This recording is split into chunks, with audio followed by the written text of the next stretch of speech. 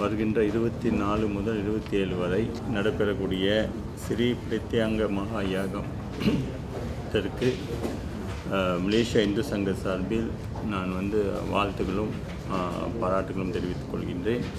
இந்த ஸ்ரீ பிரத்யங்க மகா யாகம் நடத்துவதற்கு முக்கிய காரணம், மலேசியாவில் நடந்து கொண்டிருக்கக்கூடிய பல பேரிடர்களின் தொடர்பாக மலேசியாவின் நலம் பெற்று நாடு ஒரு நல்ல நிலையில் இருப்பதற்காக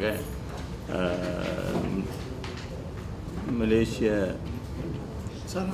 சனாதன தர்மத்தின் தலைவராக இருக்கக்கூடிய ஐயா சிவஸ்ரீ ஆப்பா முத்துக்குமார் குருக்கள் சிவாச்சாரியார் அவர்கள் ஏற்பாடு செய்திருக்கின்ற இந்த பிரத்யங்க மகா யாகத்தில் அனைவரும் கலந்து கொண்டு இந்த நாட்டின் வளர்ச்சிக்கும் இந்த நாட்டின் இருக்கக்கூடிய பிரச்சனைகள்லாம் தீர்வு கண்டு ஒரு சுகமமான வாழ்க்கை வாழ்வதற்கு நம் இந்துக்களை பொறுத்த வரைக்கும் பிரார்த்தனை ரொம்ப முக்கியமான ஒரு விஷயம்.